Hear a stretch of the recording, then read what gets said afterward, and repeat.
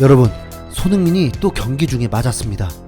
32라운드 셰필드전에서 0대1로 뒤지고 있는 상황에서 전반 40분에 상대 노우드의 팔꿈치에 얼굴을 가격당했습니다. 공중볼 경합 과정에서 노우드는 손흥민을 한번 쳐다본 뒤 의도한 듯 팔꿈치를 휘둘렀는데 누가 봐도 고의적인 파울이었습니다.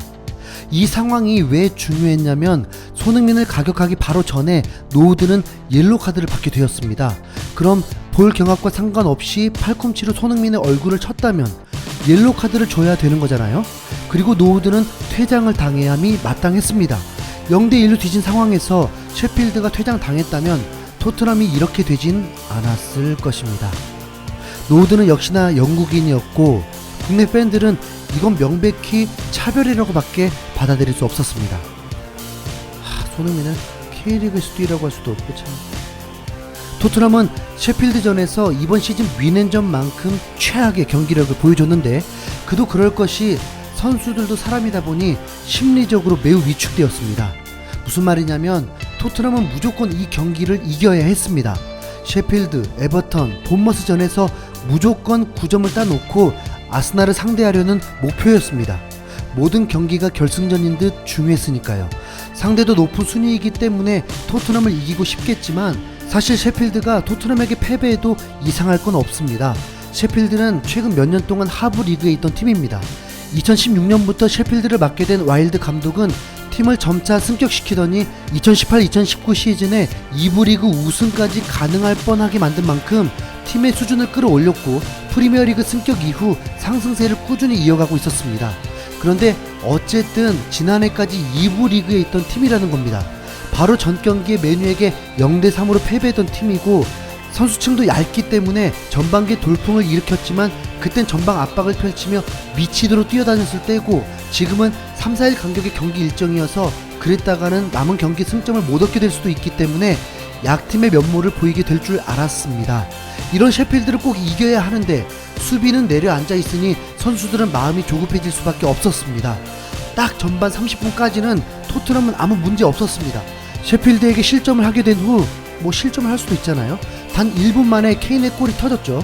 그런데 이 골마저도 황당한 VAR로 노골이 되어버렸습니다. 모우라가 넘어지면서 공이 팔에 맞았다는 결론으로 이후에 나온 케인의 골이 취소된 것입니다. 그럼 프리킥이라도 줬어야죠. 심판은 이렇게 석연치 않은 판정들이 내려졌습니다. 0대1로 끌려간 상황으로 토트넘은 비기는 건 필요 없습니다. 무조건 이겨야 했죠.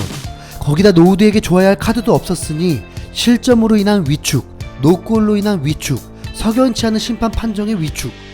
그런데 선수들 그럴 수 있잖아요. 실력에 비해서 경기가 잘 되는 경우도 있고 실력에 비해서 활약을 못할 때도 있고 오리에와 데이비스가 이전까진 그래도 버텼는데 이번 경기에서 제대로 실력을 보여줬습니다. 윙백의 역할을 100% 실패를 하더라고요. 그럼 선수들 당연히 더 심리적으로 불안하죠. 최악의 심리 상태가 되었습니다. 흔히 말하는 멘붕 상태가 된 거죠. 경기 중에 울 수는 없잖아요. 경기가 풀어질 기미가 보이지 않았습니다. 알리는 폼이 안 올라와 있는 거 지난 경기에 확인됐고 은돈벨레는 무리뉴와 브라의 수비력에 문제가 있고 라멜라는 원맨쇼 스타일이고 베르통어는 이미 떠난 사람인 줄 알았을 정도로 실전 경기 투입과 출전 시간이 얼마 안 됩니다. 무엇을 기대할 수 있었을까요? 여실히 드러났습니다. 교체 선수들은 팀에 아무 활력을 불어 넣어주지 못했습니다. 그럼 무리뉴 감독 또한 마찬가지겠죠. 심리적으로 매우 불안할 수밖에 없습니다. 지금 경기는 38경기 중 한 경기가 아니라 결승전과 같은 마음 상태니까요. 무리뉴를 옹호하는 건 아닙니다. 큰 책임이 있습니다. 아니 상대가 수비적으로 나오는데 수비를 견고하게 하려는 건 무슨 전술인가요?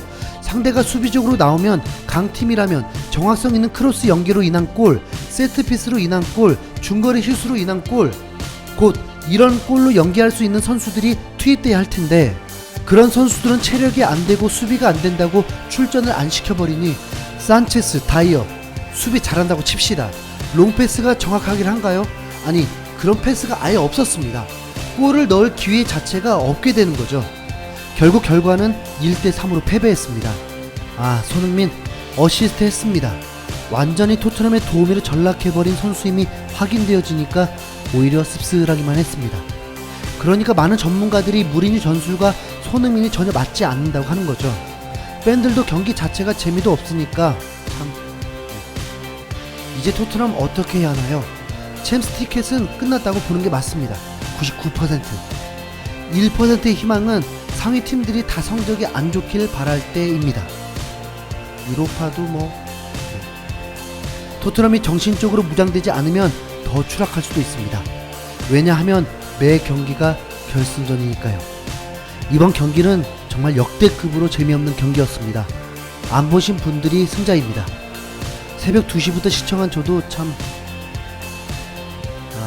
해 떴네요. 저도 사람인지라 후토크는 여기까지 하겠습니다. 시청해주셔서 감사합니다. 저에게도 수고했다는 한마디 부탁드리겠습니다.